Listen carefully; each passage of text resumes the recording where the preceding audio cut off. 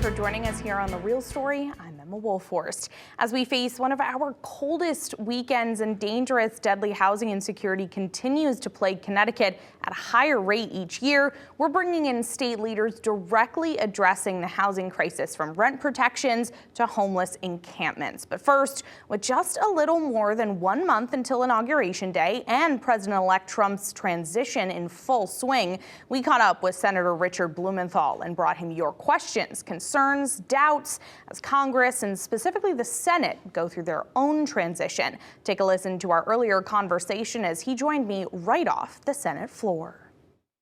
I know we spoke right after the election back in November, and since then you've been back down in D.C. There's been a long to-do list and also some barriers before the new administration takes office. What can you tell people who might be concerned, fearful, maybe even doubtful about what you and your colleagues will be able to get done from now until inauguration? Can you just share some insight on the chamber conversations and what the priorities look like right now? We're going to be working nonstop to accomplish certain priorities. Top of my list is the Kids Online Safety Act to protect children and give parents and them the tools they need for safeguards, as well as require transparency from social media and stop them from driving toxic content at kids about bullying, eating disorders, self-harm, by imposing a duty of care. And then also the National Defense Authorization Act, which provides pay for our military, as well as funding for submarines, helicopters, and jet fighters that Connecticut makes. We're the arsenal of democracy. And of course, the aid for Ukraine that I think is so important to their fight against Putin's murderous aggression, the torture and other criminal acts that he has imposed on the Ukrainian people justify his being regarded as a war criminal. And we need to be supporting the people of Ukraine so that they will have a position of strength if there are negotiations, as President-elect wants them to do. And we've received, quite a few questions from viewers and residents since the election about the Senate confirmation process as President-elect Trump's nominations have come out. There's been some concerns over possible circumvention and questions as to whether Republican senators will be willing to go against President Trump, who definitely has been shy about, flexing his power over the party. What's your response? Can you share some insight into that process? A number of important points based on my conversation with my Republican colleagues. First of all, they regard some of these proposed nominees as clearly unqualified, in fact, disqualified by virtue of their statements about using their agencies for political revenge, like Taj Patel, or their sexual assault allegations or abuse of alcohol, such as Pete Hegseth for Department of Defense, and then the kinds of connections or past involvement with Russia that former Representative Gabbard evidently has been involved in. So I think that the withdrawal of Matt Gaetz provides a kind of playbook. Withdraw them before they even face a nomination. But here are some critical points. My Republican colleagues believe, as I do, that there have to be background investigations done by the FBI on every one of these nominees, which is standard, it's routine. In fact, it's routine and standard as to the TSA employees who will be looking at your baggage, to the president's Secret Service that guards him, to all kinds of federal employees. Judgeships require background vetting by the FBI. So to make an exception for a cabinet member makes no sense. And the second point is this idea of recess appointments. In other words, an appointment that could be done without the advice and consent of the Senate through the end of this next year, the end of 2026, is bonkers. It is absurd. And my Republican colleagues recognize that we would be abrogating a constitutional responsibility. The Constitution says we have to advise and consent. For the president to circumvent it and us to go along with him would be really defying our constitutional obligation. And assuming that standard and routine hearing process, as you were saying, does play out, you've overseen and continue to oversee a lot of hearings in your time in the Senate. What would you tell people to watch out for as this process starts, as they see their senators, start to get into some of these hearings? What would you want them to know? Our focus is going to be on the background and experience of every one of these nominees. The tendency is to focus on some of the improprieties and potential illegalities because they are so blatant, again, as alleged by some of the nominees. But there's also the question of whether they have any experience in the areas of their potential service. Just a little over a month now until inauguration. You and your colleagues have been talking more and more about some preventative measures, specifically, writing letters to President Biden, urging the administration to make certain things happen before leaving the Oval Office. In some ways, we see that happen with every transition, with every new administration, but in other ways, I think it seems a little bit more frantic now in some cases from both parties, since we've seen President-elect Trump promise to have some misuses of power and even, threatening dictatorship in certain ways. What do you think needs to happen now from President Biden? I know you were asking for domestic military use safeguards and maybe even steps state lawmakers and down ballot representation can take as well. President Trump has threatened to use the military against American citizens on American soil. That should be barred. It is barred in spirit by the Insurrection Act, but that measure is so broad that it could be easily abused. I'd like to see President Biden establish some guardrails and safeguards that would preclude any president, Democrat or Republican, from misusing our military to suppress legitimate dissent or protest. The military should have no role unless civilian police authorities are unable to address a situation. I also am hopeful that the rules relating to junk fees in certain areas, like airline junk fees, 18 million people have traveled over this Thanksgiving weekend, many of them paying fees to check bags or carry-on bags or sit with their children or cancel and reschedule flights and reservations.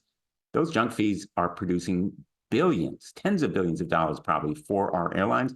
There's a rule that should be finalized that bars certain of these fees, for example, sitting next to your family. I hope President Biden will move all of the consumer protection measures that are in his administration and can and should be done before the end of the year, like those rules precluding certain junk fees. President Biden can move forward with aid to Ukraine, push some of what has already been authorized so that they can make use of the long-range artillery, the F-16s, other kinds of weapons platforms that are vital to their defending their country against this murderous assault from Vladimir Putin and Russia. Those kinds of measures are well within his control. I hope he moves forward. And with the aid to Ukraine, I want to talk a little bit more about that now because I've spoken with you about it many times in the past. And there, have been some questions raised about if that aid can really be prioritized as it has been in many ways. You've spoken a lot of times about why you and your colleagues feel this is imperative for our own security. But, as President Biden might try to rush aid, we know these million and billion-dollar spending packages have not been popular or accepted by the public sometimes, and a lot of times by your colleagues across the aisle. How are those conversations specifically about this aid playing out in the Senate right now? Bipartisan support for Ukraine is still strong. I recognize some of my Republican colleagues are saying, well, we should be spending that money on our roads and bridges. We have been spending plenty of money on our roads and bridges, as you well know from having covered all the ribbon cuttings and groundbreakings. Connecticut has received, I think, close to $8 billion. $8 billion for Connecticut alone. And so here's the deal with Ukraine. If Vladimir Putin isn't stopped there, he will keep going against Poland, Sweden, Finland, or others that are members of NATO. And then we will be obligated to put troops on the ground, to put our men and women at risk in harm's way, because we have treaty obligations, Article 5 of NATO.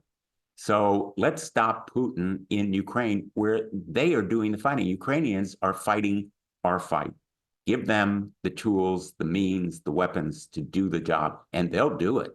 Remember, Volodymyr Zelensky was given, 5 days, a week at the very start of this war, and his country would be overrun by Russia. Well, they have pushed back. In fact, now they have troops in Russia, in the Kursk region. They can win, at least to take back some of this territory that Putin has seized, and most important, preserve their country, its independence and freedom. And it's in our interest because our national security is vitally at stake. And by the way, these weapon systems, guess where they're produced? The good old US of A.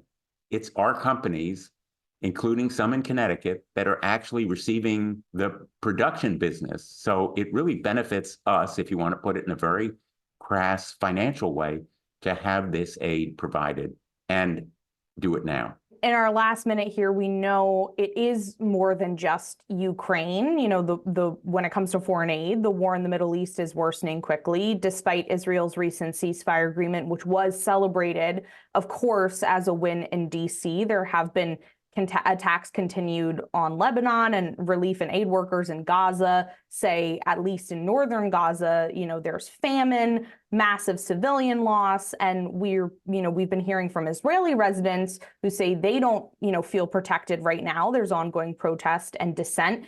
A lot of people are wondering what happens now, what's happening next in Congress, or what's being done, especially as we've been talking about, focus is shifting to the Trump transition. Make no mistake, this truce between Hezbollah and Israel is a very hopeful and potentially historic breakthrough. It is holding. That's the good news. And it could lead to a similar kind of cessation of fighting in Gaza, which I have long advocated. It would enable more humanitarian aid to an absolutely excruciatingly agonizing situation for the people who are in Gaza.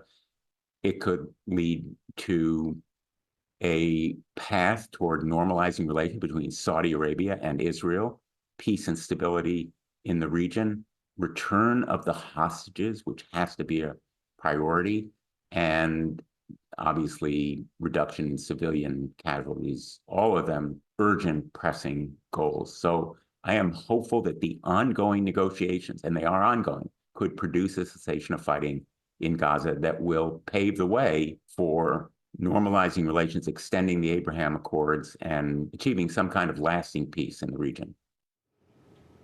And we do want to just add in here that as of taping this segment, with the ceasefire agreement between Israel and Hezbollah in Lebanon just 1 week old, there have been multiple claims of violation on both sides. And there is reported evidence now of airstrikes and facility bombing from Israeli forces. Netanyahu claiming that was to enforce the ceasefire. No international leaders have called the deal collapsed yet, but the peace plan in the most basic terms has not been upheld since its signing. We do appreciate Senator Blumenthal taking the time to check in with us from D.C., and we'll be bringing more questions to Connecticut's other Senator, Chris Murphy, next week as we continue to barrel toward Inauguration Day and the new Trump administration.